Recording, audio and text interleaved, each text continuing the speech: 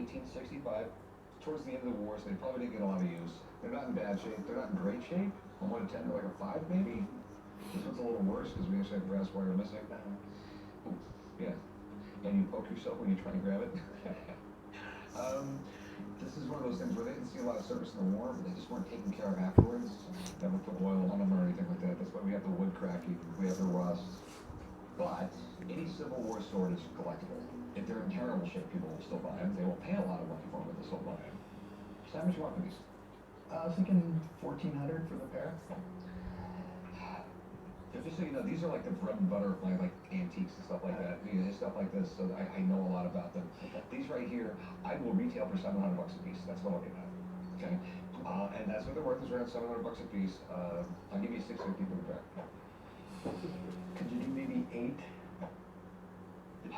I'll make it really, really easy. I'll give you $700. I won't go a penny more. Okay. All right, deal, man. I'll meet you right over there. We'll do some paper. Okay, thank you. They're my bread and butter, but you can't spread butter on bread.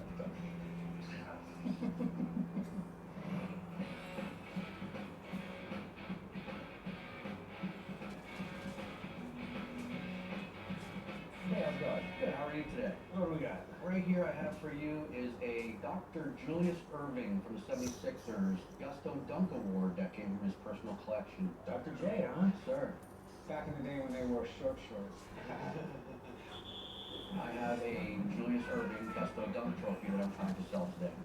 I'm not too sure about what the Gusto Dunk is. I'm hoping to sell it for $3,000. This is pretty cool.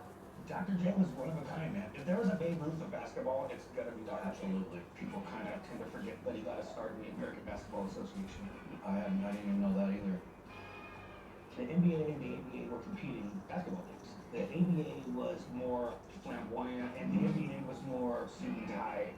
Basketball wasn't really on live TV before this guy. They got more into the NBA. You know, part of them taking in the ABA was that they had to allow the slam dunk.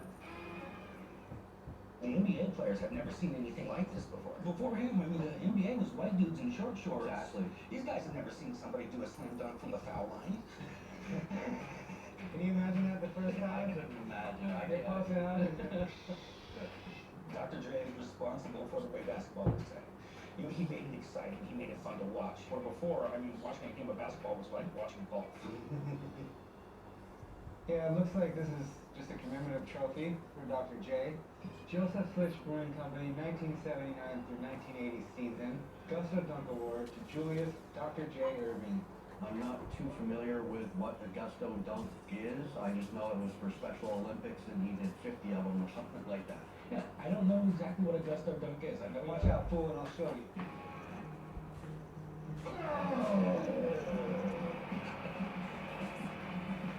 That's a Gusto That's dunk. the Gusto Dunk.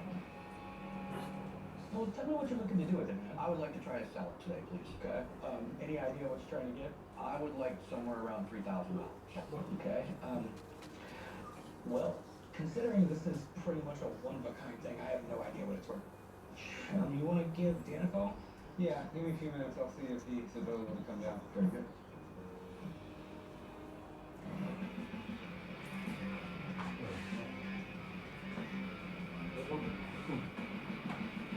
Hey, how's it going? Good, good. What do we have here? It's a World War II bomb site. This thing is really cool. Are you sure it's not like a James Bond nuclear bomb or something like that? I have a World War II bomb site that I inherited from an uncle. It appears to be in really good shape. Looks like most of the parts are there, nothing's cracked. So hoping to learn a little bit more about it and go from there. I'm looking to get as much as I possibly can to help with, financial situations.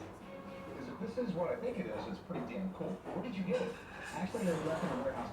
It's my uncle. He passed. So my aunt said anything you get out of the warehouse, use yours. Was he in the military or anything? Yeah, he was a mechanic in World War II. Okay, I think it's a Northern bomb site. Before this was invented, it was really a crapshoot when you drop the bomb. You have to figure altitude, ground speed, airspeed, the aerodynamics of the bomb you're dropping, where all those things combined to drop this bomb on where you're supposed to go. And the whole idea was they had a super accurate bomb sight. It's literally the equivalent of having 100 because all the bombs are landing where they're supposed to, which will change the course of a war. I think the federal government spent over $1 billion on the design and manufacture of these things, but you just increased your firepower by 3, 4, 500%. It was a massive feat of engineering. Literally, guys would swear an oath that even if they were tortured, they would not reveal the secrets of this thing because they didn't want the Germans to copy it. Anyone who collects World War II stuff is going to love this. So, how much you want for this thing? I really don't know. Based on what you shared with me, as much as possible. Okay, let me call a guy up. He's the curator of an aviation museum, so he'll know more about it. I'll be right back. All right, thank you. I really hope I don't get embarrassed in this thing as a microwave oven.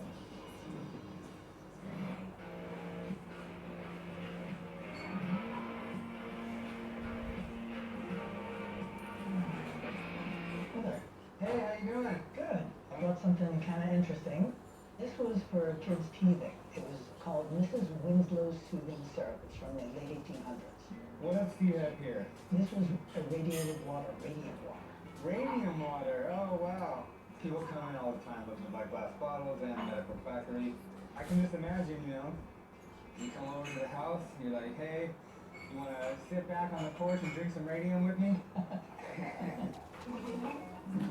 I have 2 bottles, a bottle of Mrs. Winslow's Soothing Syrup for children teething, and a bottle of radiant water, and they're both at least 100 years old. I picked up these bottles from a guy that sells old quack medicine type stuff. The bottles don't go for a lot. If I can get around 25 for them, I think I'd be good. That's pretty crazy. I actually have never seen one of these bottles before. This Winslow created this to help with finding babies and such, and it was mostly like morphine and alcohol, right? It was morphine, Yeah. yeah. In the late 1800s, she was very popular when this came out. She had cookbooks, she had recipe books, she had almanacs. I mean, it seems like a good idea, right? They say put a little alcohol in the gums, but that's really not a good thing to do. At that time, we just weren't educated on how these drugs interacted with the body and what they could do, and it was around for like about 20 or 30 years before it actually got banned. Isn't that amazing? Yeah. This, on the other hand, is just crazy. Great Radiant Spring Water Company Incorporated, Pittsfield, Massachusetts. It's kind of crazy that people thought this was like a treatment. Eventually, we found out that radium was slowly poisoning them. Medical quackery is something that is very collectible. There'll be like doctors that collect this stuff, and there'll be regular, ordinary, day-to-day people that collect this stuff, and it crosses over into just glass bottles in general. Soda bottles, beer bottles, and things like that. A lot of that stuff is easier to find than something like this. Yeah, these are kind of a little bit more rare than those, but and more interesting. What are you looking to do? I'm looking to sell them. What are you looking to get for them? 20 for each one if you're thinking separate. But I mean, whatever you decide. How about 25 for the pair? That's great. 25 bucks? Done. Meet me right over there. You got it. I'll keep those there? Yes, sir. Cool. I am so happy with the sale. I really feel like he really was fair. So I'm looking forward to picking up something else at the shop. Dr. Fay, huge innovator of the dump. He was an unbelievable Hall of Famer. To this day, it's the most popular collector coin in the United States. This is considered an error, and it's like one of the coolest errors. The king of the errors. It's something that anybody who is into iconic pieces from World War II, they're going to be very interested in this.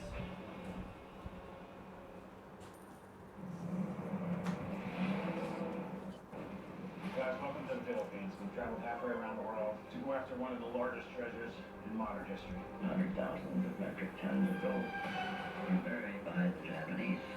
We need to start digging right here. The hunt for gold continues. All in signs and symbols saying there's something here. In a $1 billion mystery. What the heck is that? We found the symbol for gold. The closer you get to the treasure, the more careful you have to be. I am dead. Is that what I think it is? Lost Gold of World War II. Wednesdays at 9 on History.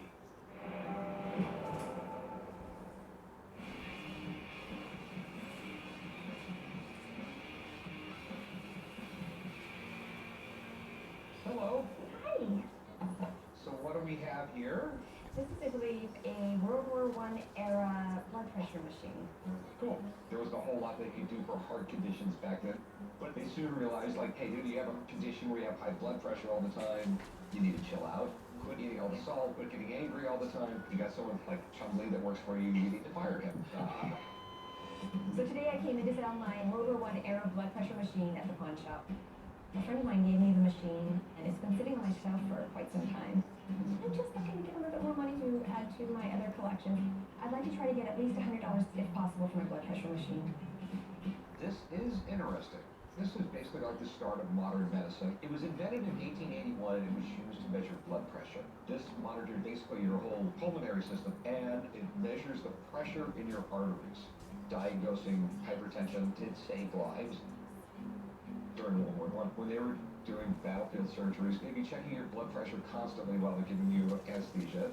And if your blood pressure started dropping a lot, whoever's operating this would go like, hey, ease off on that anesthesia stuff, you're killing him. Okay. It's a very, very useful tool. So this was filled with mercury. Yeah. They would tilt it to the side, till it spilled out a little bit, and then closed it. Then when they went back up like that, when the mercury dropped, that would just be a vacuum in it. You didn't want any air in this at all, because that would affect the pressure of it. So you wanted a complete vacuum in there. Okay. All right, and then when the cup goes right in, it would squeeze it all so your blood stopped flowing.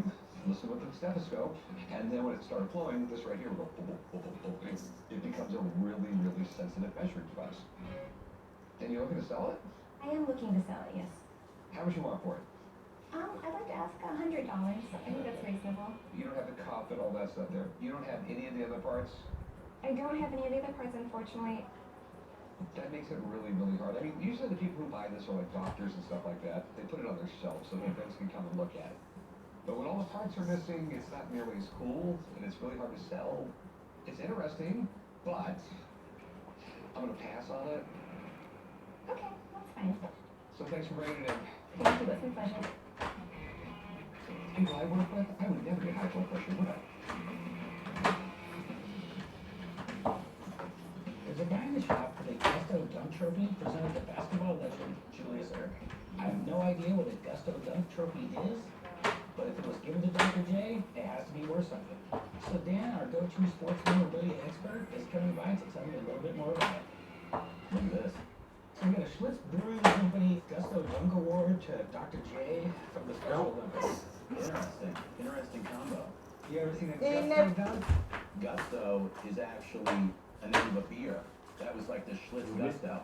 I thought it was his signature dunk. Yeah, no. It definitely wasn't. Oh. But Dr. J, huge innovator of the dunk, he came in with this fluid up the court dunk like art, like he was just a pure magician. They kind of said he was like a ballerina.